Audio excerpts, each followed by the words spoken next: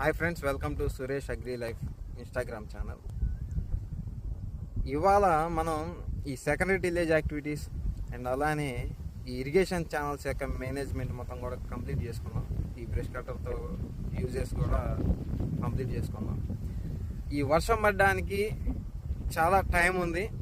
వర్షాలు మాన్సూన్ అనేటువంటిది చాలా లేట్గా స్టార్ట్ అవబోతుంది. సో ప్రజెంట్ ఈ గ్యాప్లో మనం కొంత నాలెడ్జ్ గెయిన్ చేసుకుందాం.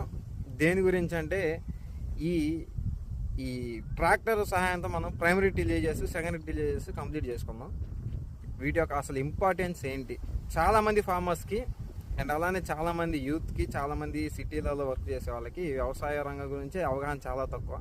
ఫార్మర్స్కి అవగాహన అనేటువంటిది ఉంది, కానీ సైంటిఫికల్గా ఈ వ్యవసాయం, ఎద్దుల వ్యవసాయం ఏదో మా నాన్న వాళ్ళు చేశారు, అందరు చేస్తున్నారు, మనం చేద్దాం అనే కాన్సెప్ట్లో కాకుండా వీటి యొక్క ఇంపార్టెన్స్ ఏంటనేటువంటిది మనం ఇవాళ నేను మీకు తెలియజేస్తాను.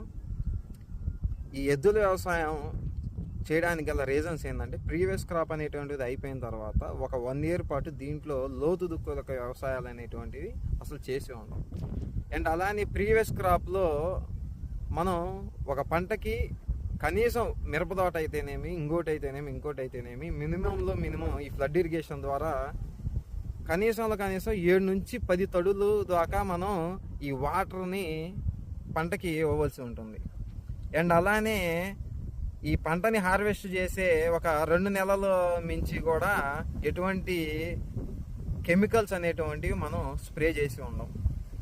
సో ఈ 5-6 తళ్ళు లేదంటే 10 ఇరిగేషన్స్ మనం పంట భూమికి ఇచ్చినప్పుడు ఈ మట్టిలో ఉండేటువంటి ఈ మైక్రో న్యూట్రియంట్స్, మొక్కకి చాలా అవసరమైనటువంటి ఈ మైక్రో న్యూట్రియంట్స్ మొత్తం కూడా ఈ వాటర్ అబ్జార్ప్షన్తో పాటు సాయిల్లో అడుగుకి వెళ్ళిపోవడం అనేటువంటిది జరుగుతుంది.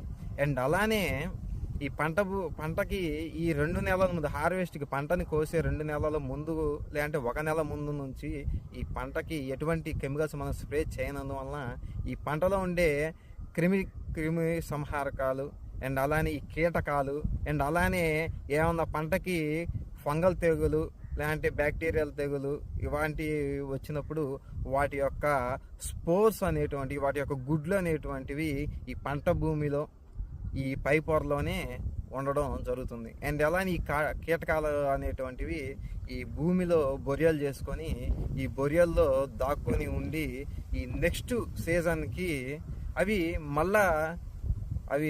వచ్చి ఆ కొత్త పంట మీద అటాక్ చేయడం అనేటువంటిది